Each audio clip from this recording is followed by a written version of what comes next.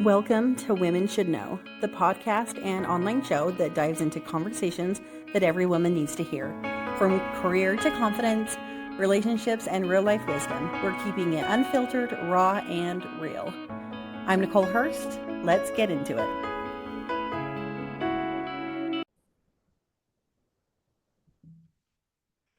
Hello, everyone. I'm Nicole. Welcome to the Women Should Know show. I am here with Rosie Paulsen, a business strategist, and we are going to get into it. So welcome, Rosie. How are you? Hello, Nicole. How are you? I'm good. Thank you for being here today. Tell us a little bit about yourself. Awesome. I am Rosie Paulsen. I am a owner of SNR Services that you guys see in the back. I am business strategist on the Rosie Paulsen Enterprises company. And I've been in business. I've been an entrepreneur since 2009. So in August of this year, I'm actually going to be in business by myself for 16 years. I've been in the Medicare industry for 20 years because my first job was in the Medicare arena was at corporate America with Humana Healthcare, and I was there for about 4 years. But then decided that this being an independent owner of my own time will be the best thing to do, and I did not regret it. So I help people with their Medicare options, but now I'm actually duplicating myself, but teaching other agents that lead with a servant heart how to serve their community by offering these products. I love that. I feel like so many women feel pressured to do like a traditional career. So I'm always, and as an entrepreneur myself, I'm always excited to hear women like breaking out of a traditional 9 to 5 and creating their own path. How do you encourage women to do that? And this is the biggest encouragement many women have is that you don't want to be an absent mother for your children. Or some women are actually taking care of their parents because we are actually like the sandwich generation. So my parents are around 65, right? So you take care of your grandkids, so you take care of your kids, and then you also take care of your parents, right? And you want to stay home. You want to own your own time. You don't, and we learned very clear with the pandemic, you just a number. If the corporation goes under, you got to find another job. Yeah. So the beauty of this country is it's called the American dream, right? You can start your own boss. You can start your own job, be your own boss. Yes, it's difficult. Yes, it takes a lot of resilience and a lot of grit. But at the end of the day, the time that you get to spend with your children is priceless, right? Or with your loved ones is priceless. And I always tell people if I can go, knowing what I know now, back to when I raised my children, I probably would do this then because my children grew up by themselves with an absent single mom. So I work really hard to make sure that they have a roof over their table, their head. But at the end of the day, I was an absent mother. Yeah.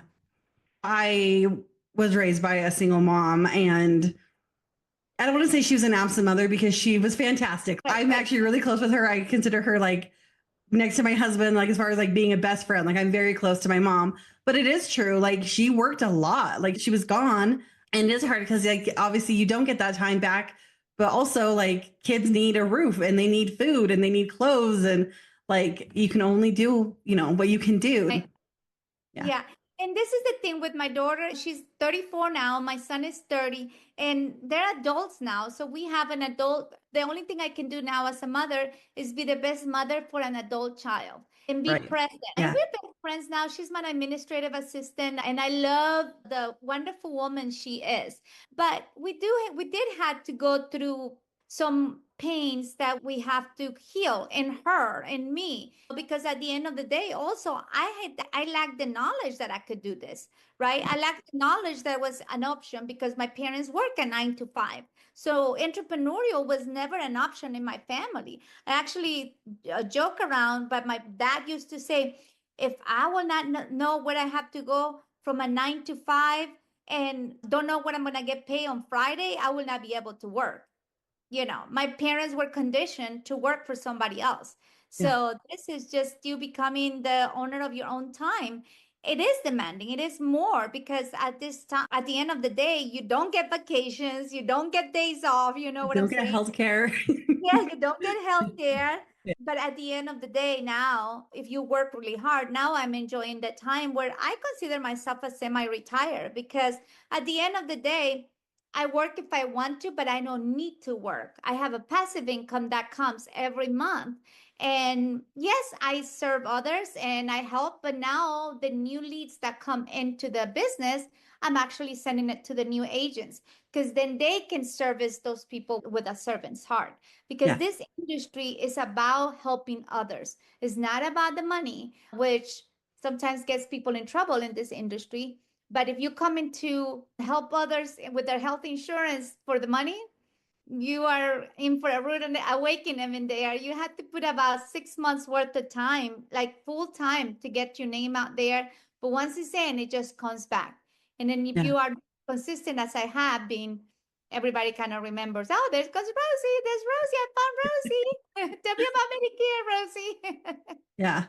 I Yeah. love that. And when you're talking about your parents, it kind of reminds me of my husband. He likes a traditional paycheck. He likes to know he's going to be consistent. And as an entrepreneur, like it is very up and down. And some months are great. Some months are average. Some months aren't. I can see it from both perspectives. Cause yeah, it'd be nice to be like, oh no, I get this money every single Friday, but Right, also like to be able to have the time freedom and to be able to have, if you don't want to work, you don't have to work. There's trade-offs, but right, I right. don't think I could go back to a traditional 9 to 5 anymore. I have asked God that same question. I said, "Oh my God!" And I don't want to say I won't because if I won't, if I say that, that's gonna happen. But I said it would be very difficult because Right. I know too much to be able to Yeah. listen. You know, and one of the things of being a leader is you also have to learn how to follow directions, right? Yeah. So that's a very integral part of being a leader, but it's just my freedom, is giving up my freedom. Like right now, right before this, I had to take my husband. He had an MRI done and I had a CT scan. So we were all together. And then this morning they just called me, which I thought I was going to be a little late. So but I had to do my mammogram too because I haven't done my mammogram in three years. So and today was the only appointment at 2 o'clock. It's, oh my God, everything is happening today. But I was able to say yes, let's do it because I own my time. The other part is my job is also about relationship building, Yeah. which that might be very important to touch for women to know. Every single person that you talk to is a relationship that can turn into currency, right? Yeah. So, for example, my mom always was saying, "Oh, I'm not a salesperson. I will never sell and stuff like that." And I said to my mom, "Do you invite people to church?" Always. I said, "Then you're selling the church." What do you mean? No, I'm not getting paid. She's talking about the transaction. I said, Right. the transaction is you are building a relationship to invite that person to church. So that person, once she goes to church, they start trusting you, Yeah. and then they can have a friendship. So Yeah. this is like that. You build the visibility that builds the credibility that turns into profitability. And yes, for the VNI people, that is a very big VNI slogan, right? But it's true. And it's at the same time, what kind of visibility do you want to show, right? Do you want to Yeah. be authentic? Especially because I did share this with another person in another podcast yesterday. Being Not being authentic, not being yourself takes more hard work than you being authentic and being yourself. So if you're trying to be somebody else that you're not, people first of all will spot it right away because you Yeah. come There's an energy. and Yeah. funny in. But especially when you're an entrepreneur, be yourself. You are going to have that tribe of people that is looking for you. And the only way you're going to do that is with your authenticity. Go out there, share your story. And even if you help one person, that is going to be that loyal person that's going to stay there with you forever and your biggest supporter. Yeah. Yeah. And I think too, one, yes, I agree. People can totally spot if you're not being like authentic to you, but also I just feel like living in your integrity like feels better. Like I always say this, I have someone in my life who lies about everything. And I'm like, how do you keep track of those lies? Like, Right. how do you like put forth so much effort to keep track of who you told what to versus Right. just being honest and authentic? And I also feel like women and men too, I'm sure, but I also feel like people gravitate toward honesty. So if I'm telling you like hardship, if you relate to that, it's going to be easier to be like, okay, I trust her. She went through these things. I'm in the middle of these things. This is, what our journeys align. So it's easier just be honest and just be authentic. I Yeah. love that. And this is the other thing too. So uh, people don't want you to be perfect. If you Exactly. have the perfect life, the perfect marriage, the perfect children, the perfect pets, the perfect everything, and they get to know you and you're having a rough day, guess what? Your credibility just went out the window. Yeah. And I not thought you had because it all you're having together. a rough day, right? It's not because you're having a rough day, but because you're human, but because you were portrayed this whole soap opera, Yeah. and suddenly you're human like you and me, right? Yeah. So they call it my girlfriend used to tell me you have the star status. Oh, so Rosie, the celebrity status. So everybody's like, "Where's Rosie? Where's Rosie?" And when they find me, I found Rosie. But I want to be the authentic Rosie. If it's Yeah. not the one that is giving them, and I have my slogan is pure, positive, inspiring ideas. So I want to come out as pure and positive and inspiring because I want to leave them after they know me in a better place. That's Yeah. what should be everybody's idea, even no matter what business you are in. You are your business biggest commodity. So, what is your vision? What is the clarity of who you are? And I know everybody talks about your why, but that is actually your why mixed with your passion is what helps the resilient to build the resilient because Yeah. it is something that you're going to have to do for the rest of your life. It Yeah. is. You're never going to retire from being an entrepreneur. I think this is going to go in autopilot, which is where I'm going with my Medicare arena, and it goes automatic, but then I'm probably going to invest here or there to be a silent partner because you can invest three things, right? Your talent, time, and treasure. Yeah. And I have a lot of talent to give. No, I love that. So my brother's also an entrepreneur and he's like my go-to person, like when we want to just chit chat, like about anything business related. And I think it's interesting because a lot of entrepreneurs have a million ideas of ways to monetize things. And so it's just interesting because, yeah, when you're like, you'll always be an entrepreneur. Yes. And it may not always be in like this specific format, but there's always things I want to try and I want to do. And yeah, Right. again, Yeah. I don't think I could go back to a 9 to 5 because I have 1,800 things I think would be fun to try. Yeah. And that's the one thing that entrepreneurs, especially the very outgoing ones, we need to be careful because with the visionaries, so we think a lot of ideas, a lot of Yeah. ideas. But the reality is to bring that vision to life, you have to have that opposite of you. And I share this.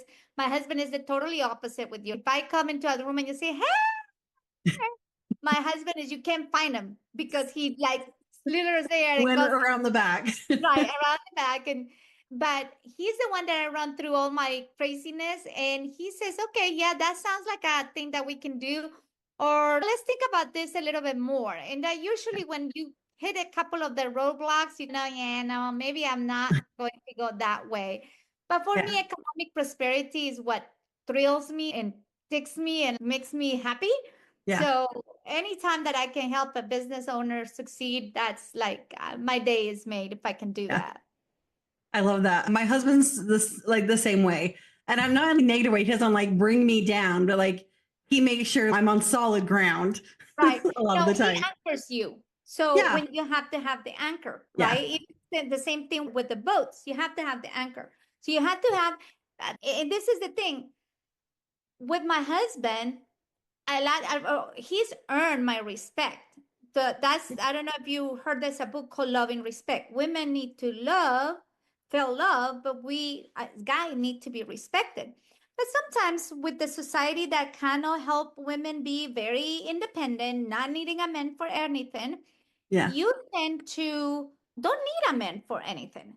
But in a relationship, their job always is to protect, to make sure that you provide it for. And with my husband, I don't have traditional roles. So he's like the stay home person, and I'm the one that's going out there talking to everybody. We have Uh, very similar husbands. My husband yeah, makes us dinner. same thing. I But love it. it like when I come home, he is able to take my alpha and bring it down. And it's so relaxing because I do want to be taken care of. I do want to, and he's earned that Yeah. respect because he loves me that way. And I have to learn to understand that. But Yeah. it's very important. I was also mentioning this. And I'm not sure how old you are, but for the ones that they're hurting out, that are your guests, and not your guests, but your listeners, Yeah. it's very important to know before you get married who you're going to get married to if you're going to be an entrepreneur. It has to be somebody that understands what the life of an entrepreneur is and not be demanding a 9 to 5 job when you really cannot give a 9 to 5 job. And if you get to a 9 to 5, that doesn't mean that you cannot be successful, but you will be miserable. And you'll have a life full of misery. And then that's going to bring to your marriage and to your children and all that stuff. So be very careful. There is the Think and Grow Rich tells you about, there's a few things that you need to know to be able to be rich. And one of them is the person that you select as your significant other. And I've had many entrepreneurs that do not plan for this. And when you start a job, the first 2 years, you are building this empire and you might not have time for somebody. So I've seen people that get divorced because they start a new job, because the person is like, you don't give me time, or you give the time, and they have resentment towards the business, right? So you gotta be very specific. You gotta be very intentional when it comes to being owner of your time. And the first thing I always says is put in, again, I share this too, the 777 method. So every 7 days, you go on a date. Every 7 weeks, you go on a staycation or mini vacation, but you go away without the children. And then 7 months, you go in vacation. So 7 days, you get a date. Every 7 weeks, you get a staycation or away from everybody, just you and him. And then every 7 months, you take a vacation together. It's how you build. And you have to be, like I said, intentional. Put it on your calendar, the birthdays, the anniversaries, time with them. Get those times out, because if you don't, your time management has to be impeccable in order to be successful in a business. Yeah, I agree. And I feel like some people think that's not romantic. I can't just be spontaneous. But as an entrepreneur, I feel like if I don't get it on the calendar, it just doesn't happen. Like it has to be on there. And yes, there's sometimes we have a break in the day or whatever. But as far as like planning and going away together, no, that absolutely has to be on the calendar. And we do try to plan it. I'm such a planner. I usually have 2026 vacations already on the calendar, because plus it makes me feel good to know I'm going to go somewhere fun. So I like to have things to look forward to. Yeah. But it may not feel romantic or spontaneous, but it's definitely like necessary. Yeah. And it's all dependent, because for my husband, he's a planner. So he loves to do those things. So for me, and we used to fight a lot before my 5th anniversary, because he would like to come out early and things like that. So I remember we were going in our 5th year, like honeymoon and stuff like that. And I will see that he will get stressed on that. And I said, okay, I tell you what. I said, you will not hear a peep from me. If you tell me what time I have to leave, I will get up and be ready. And the only thing you have to do is pack for me, because I hate packing. I just hate packing. You do have to be taken care of in the home front. I love that. And it was more because I thought he was gonna forget everything. Oh my God, you should see he got so enlightened. Oh my God, I took off the thing. So the vacation that was creating us stress, now he planned it. We left 3 hours before we needed to drive to, I think it was, I don't know if we needed to go to Miami or something. I don't remember what it was. So we needed to go very early in the morning. We stopped. He had the stops where we were going to have gas. Then we had some breakfast on the way. And this is the time that we have for breakfast. We got to the airport. And by then, my husband had not had a drink. My husband had a drink. I just never paid attention because we had enough time. He says, do you want a drink? And I'm like, oh, sure. And we had the best vacation ever, because I just put everything down and I let him do what he loves to do, which was planning everything. Yeah. At the middle of that vacation, my parents joined us, okay? And oh my gosh. So we went to Bahamas, and I'm going to pick up my parents, my mom and my dad, who's been together for about 50-something years. And we go to pick him up at the airport, and I can hear the commotion in the back of this door that opens up, and there's my parents dragging themselves. My mom, my dad, like their hair was all messed up. I said, what happened? Oh, my mom, very mad. Your father, he always leaving late because I'm very like my father. I get my personality from my father. I told him we needed to get earlier, but he didn't want to come out at the time that I told him.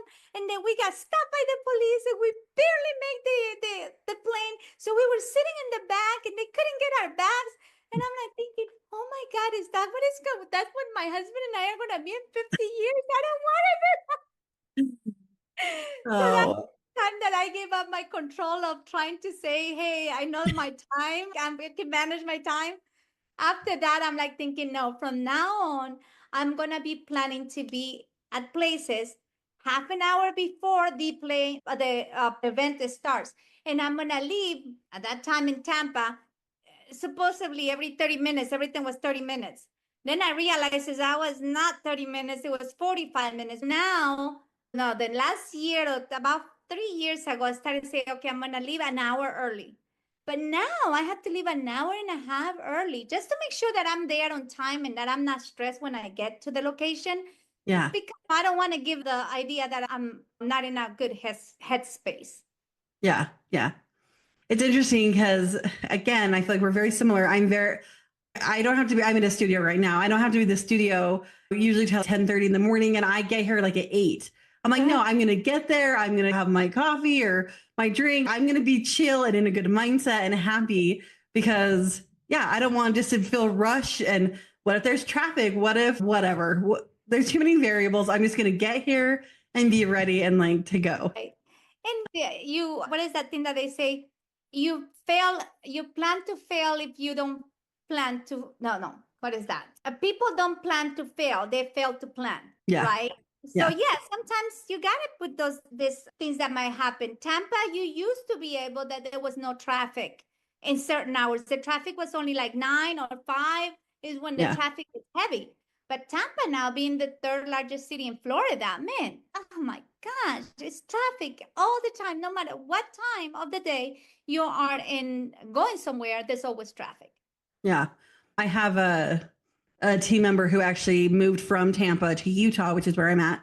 And Okay. she was actually telling me today that they're talking about like maybe needing to go like back to Florida to be close to family. And she's Tampa. I don't want to go back to Tampa. She's so busy. And like whenever they go and visit family, she's like, it's just so overwhelming. And like, it has become very big. So I grew up here. So pretty much I moved to Tampa in 1989. oh, So moved to the United States in 88, but I was in New York for a little bit. And then yeah. we moved officially to Tampa in 1989 and never left. And my God, I've seen it from people not wanting to be in downtown after 5 on Friday to, oh my God, downtown is happening right now. So, Oh, I love that. Okay, so I'm going to jump into one of my questions I have for you. So, for women who are just starting their entrepreneur journey, what is one mindset shift or action step that they can take to help set them up for success? So whatever, you got to be very honest on and true to yourself about what you're telling yourself, right? And that comes from your upbringing, from perhaps somebody told you something, and you got to be very honest on finding out who you are, right? And for me, for example, I am a Christian, so I believe God created me, right? So some people have other higher powers that they believe created them. So what is your purpose? Because your purpose, you were created for a purpose that only you can fulfill. And when you understand that, you're unstoppable. So you need to the biggest limitation you have is your mindset. So you have to do a lot of that soul searching of telling yourself what's going on. So one of the things when I started doing I became very obsessed with personal development. The first book I read was Boundaries. And I understood that boundaries, I had the wrong idea. The boundaries was to keep people away from me. But actually, boundaries is to keep you in check, to make sure that you become the person that you want to be. So the boundaries is not for the other, the boundaries is for you.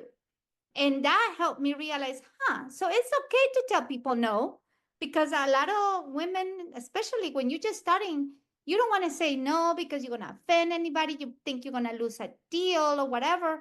No is the most loving word that you can tell others about you. And if you don't want to say no, you can always say, hey, let me think about it. I always say, let me pray about it and I'll get back with you.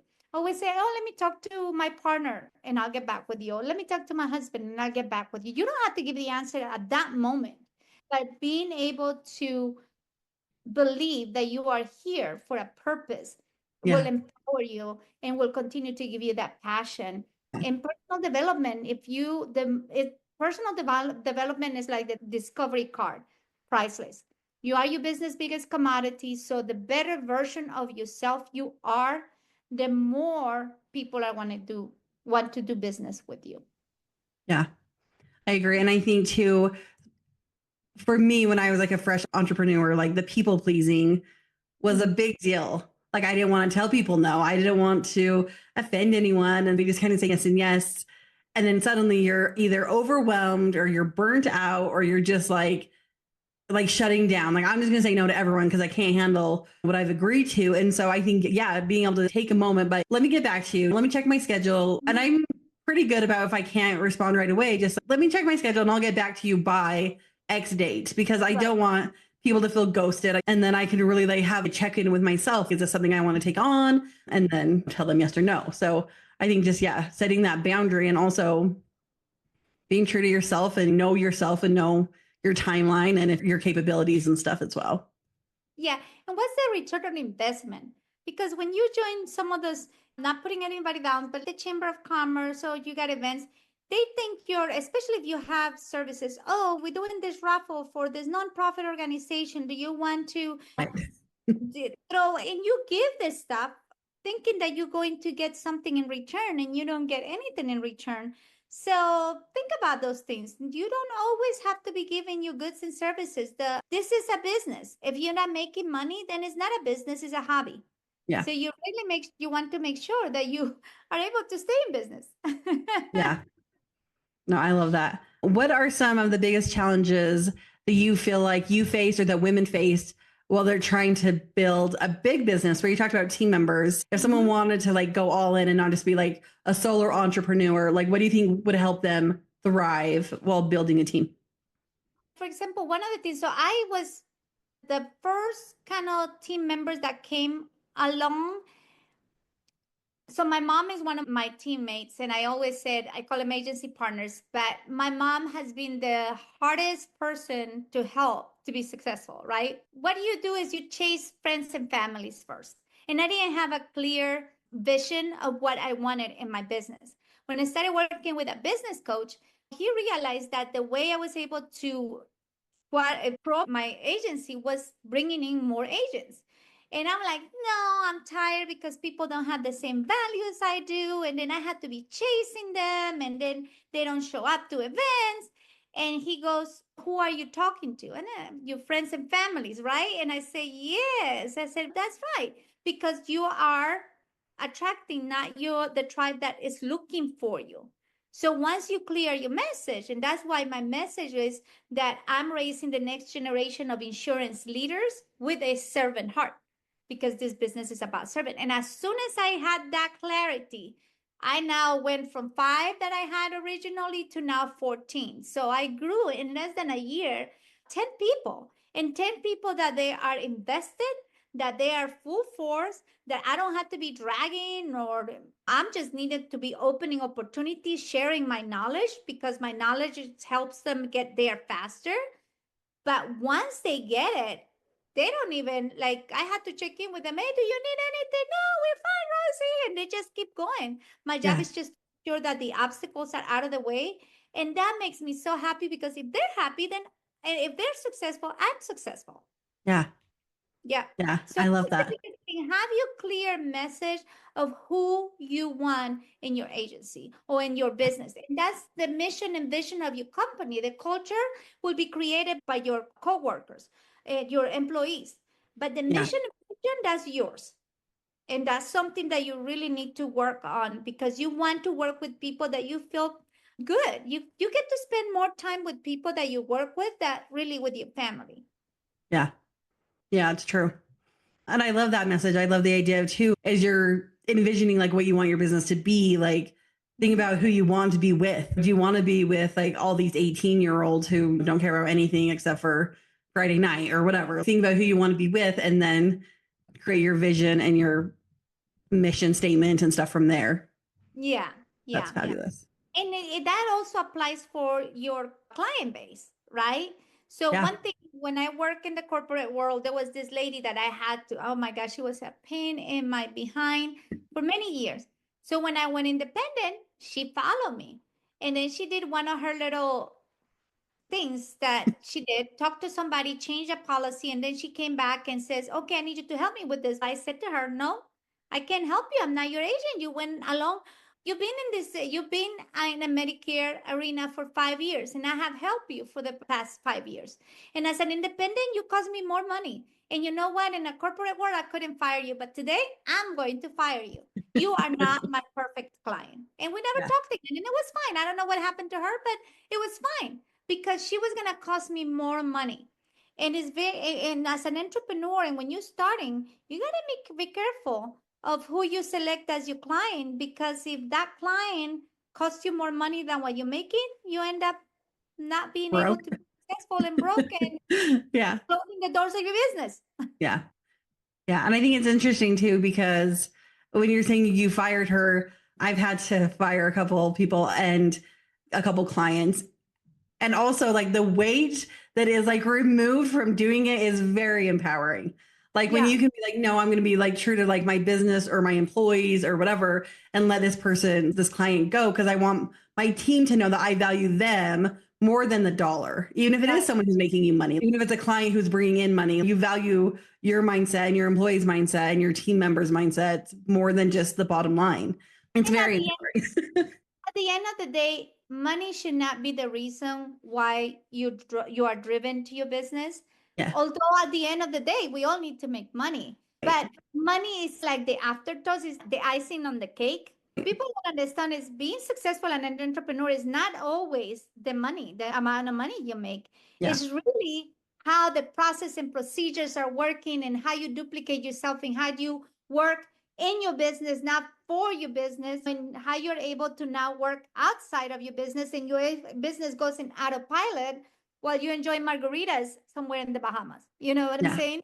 Yeah. So that is everybody's entrepreneur, but it's not always the bottom line, the money. Yes, that's what you're looking for, but that should be like the icing on the cake. That should not be the one that drives your Right. passion. And I think too, and maybe that's why women in business are like my favorite people to chat with, because I feel, and this is a generalization, but I feel like men in business are all about the bottom line. And I'm sure there's not all men are like that. And I'm sure not all women are like heart centered, but I feel like more often than not, when I'm working with women who are in business, they do just want to help people. They do, like, their mission is more than the money.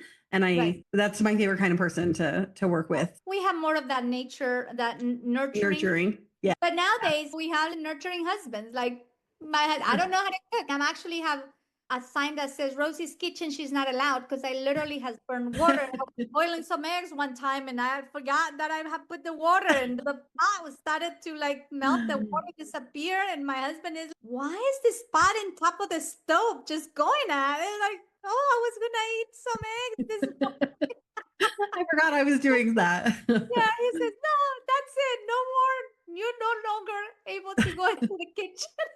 Oh, I love that. That's so funny. We're running out of time, which sucks because I've had so much fun chatting with you. Do you have anything you want to share with our audience before we jump off?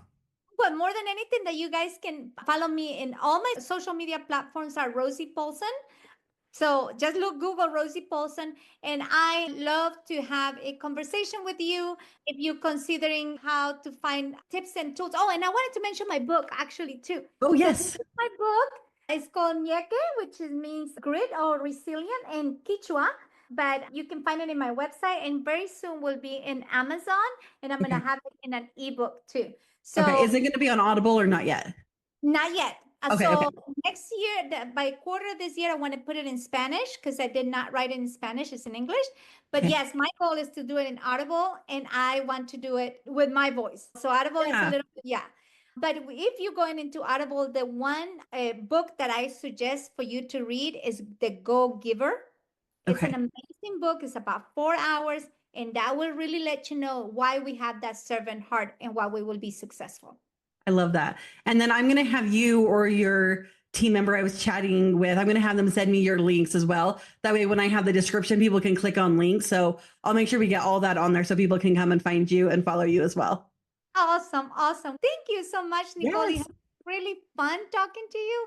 If you need Thank me you. for another show, I'll be glad to do this. Okay. I love that. Thank you so much, Rosie. All right, love. Take care. That's a wrap on this episode of Women Should Know. Did you love it? Then hit the subscribe button, leave a review, and share it with a friend. You can also find me on social media under Women Should Know, because the conversation doesn't stop here. I'll see you next time. Bye!